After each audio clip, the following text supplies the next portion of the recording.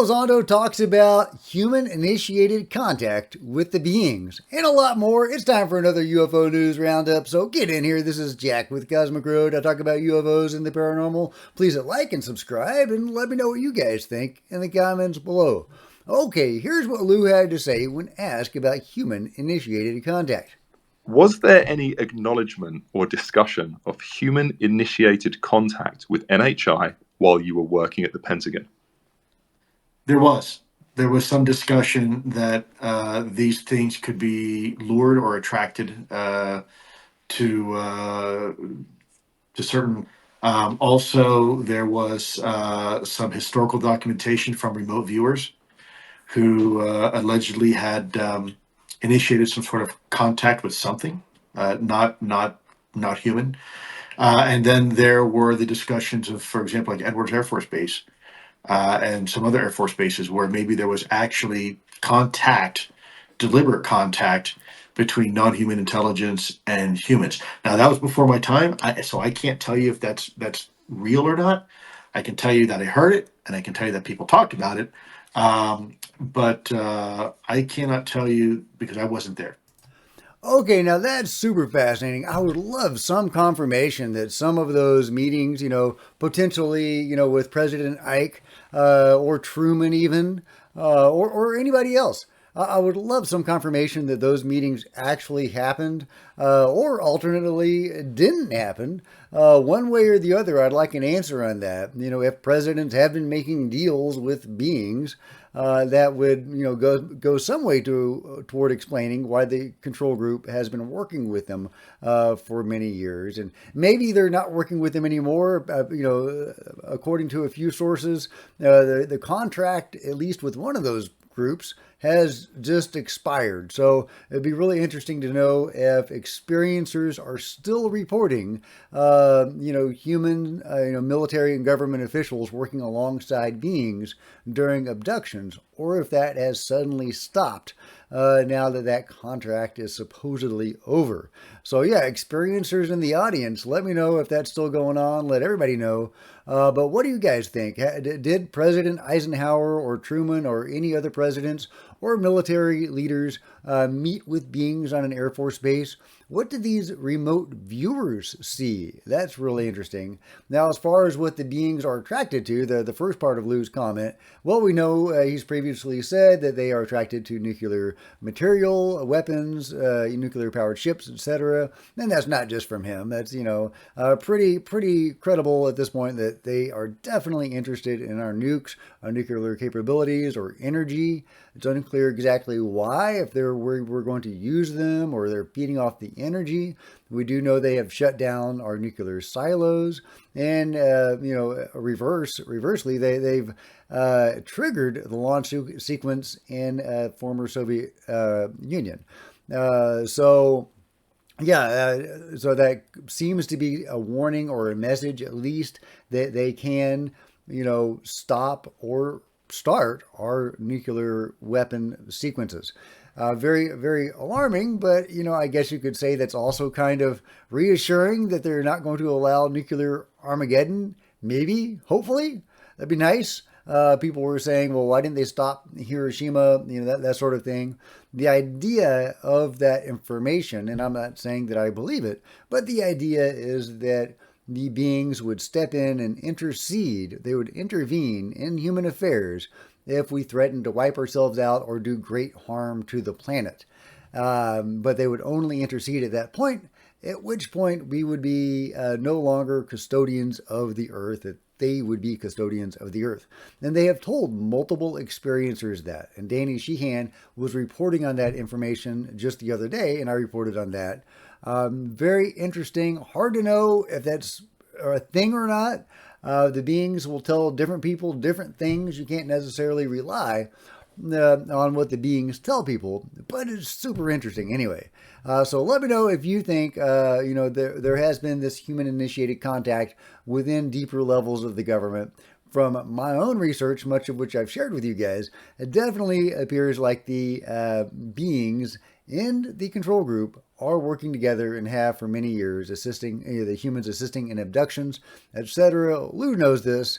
He's become friends with Terry Lovelace, who was taken aboard a giant UFO staffed by Inhumans, but also by human military types.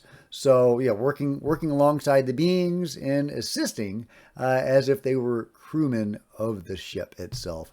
Really interesting, and certainly not an isolated case by any means. Meanwhile, we've got a cool UFO potentially checking out a satellite in Canada in 2023.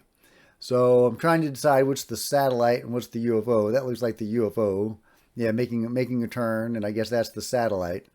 And what's that satellite up to, UFO? Did you figure it out? Is that a spy satellite? Is that a satellite with weapons on it? Did it have nuclear weapons on it, as Lou would say? And that's why the UFO is attracted to it. What is going on with this interesting encounter seemingly between a UFO and a satellite? I thought that was really cool, guys. Let me know if you thought that was cool. All right. Yeah. Meanwhile, this is exciting. From Mitch Randall, working with the National UFO Reporting Center, we've proposed a three-pronged system to confirm UFOs. It would create a real-time map of anomalous objects scooting across the sky with a mesh of 10,000 citizen scientists operating plug-and-play nodes. I think this is just fantastic. This is super exciting if this becomes a reality. It's unclear to me how, useful it's going to be. I mean, these objects can perform such fantastic maneuvers. Are these citizens really going to be able to track these objects that can just blip in and out of reality or, skip across the sky? But it'd be super cool if this becomes, a thing. Again, it's only proposed at this point, but I am very excited by this. I hope it becomes a thing, and then we can see whether or not it works together in real time. Maybe we can actually record them skipping around in the sky. Wouldn't that be cool? So yeah, let me know what you think about this really cool proposal. I'm really excited about it. Meanwhile, here's Kevin Day talking about UFOs, the UFOs involved in the Tic Tac incident, and their relationship to Catalina Island. We're getting ready to kick off the exercise, but a few days before that, we started to notice these odd tracks. And the reason why I say odd is they were coming from low Earth orbit and coming into our radar horizon. And I'm just going to put out a number because it's already out there, 80,000 feet.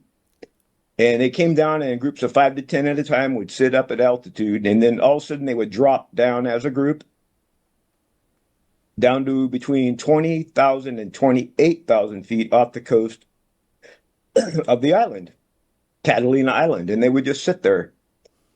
And then one by one, they would, individual objects would leave the larger group, and they would transverse right through my operating area, Whiskey 291, which is right off the southwest coast of San Diego.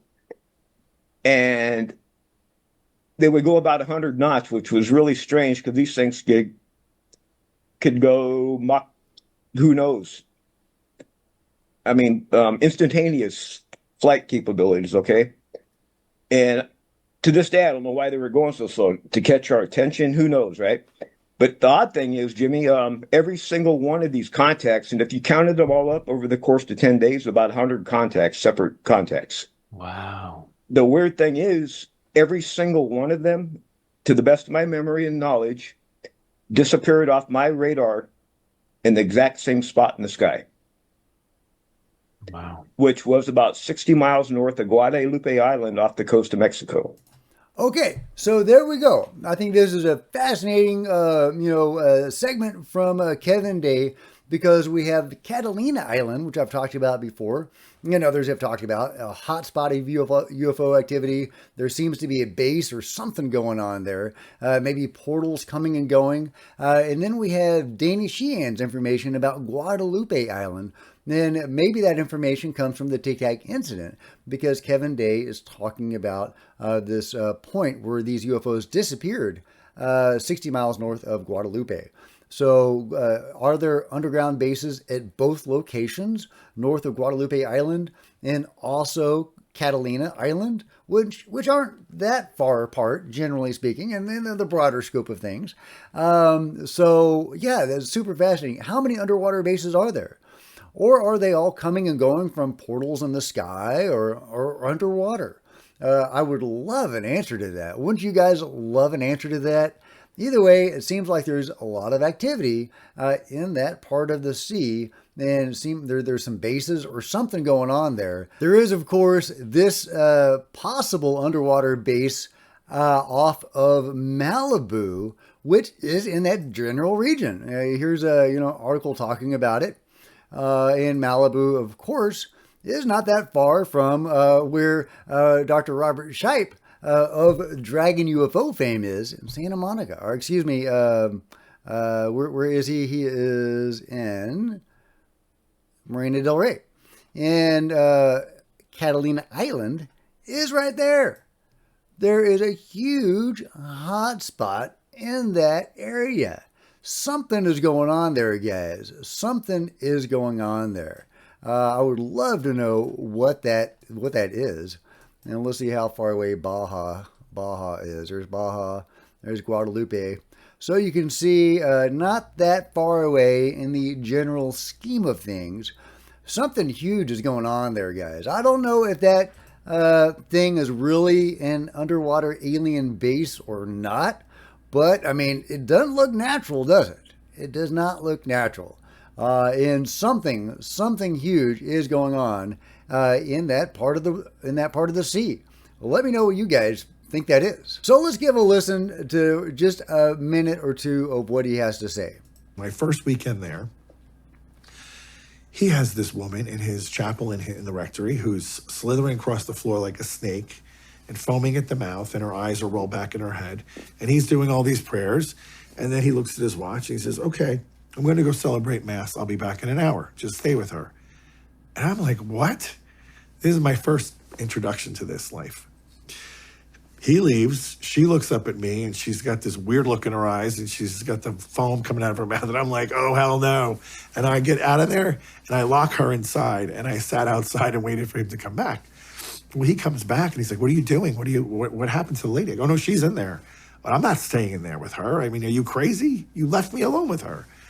And he's like, oh, okay. I sometimes forget for the people who haven't been around this, it's a little jarring. I'm like, a little jarring. Look at her. She looks like a snake. So that was my introduction. And Okay, he goes on and he talks about exorcisms and his life as an exorcist in his early days and how he got trained and everything. It's a really interesting take on things because, of course, it's very religious. He goes on to answer questions about how people become possessed by demons, and it's because of exposure to the occult. Even going to a psychic, a medium, can get you possessed, and the entities you're interacting with are all demons. So I don't believe that. I don't think that's a thing. But it is interesting that, somebody who I believe is a genuine exorcist, somebody that has dealt with entities that are possessing people, that are inhabiting people, doing things to people, inside people, that even somebody that isn't experienced in those matters might have a limited view on things. And maybe I'm wrong to say that. Maybe he knows more about it than I do. He probably does. But he goes on to talk about heaven and hell and limbo and it's a very, very religious take on things, and how you get possessed is exposure to things that are not Christian.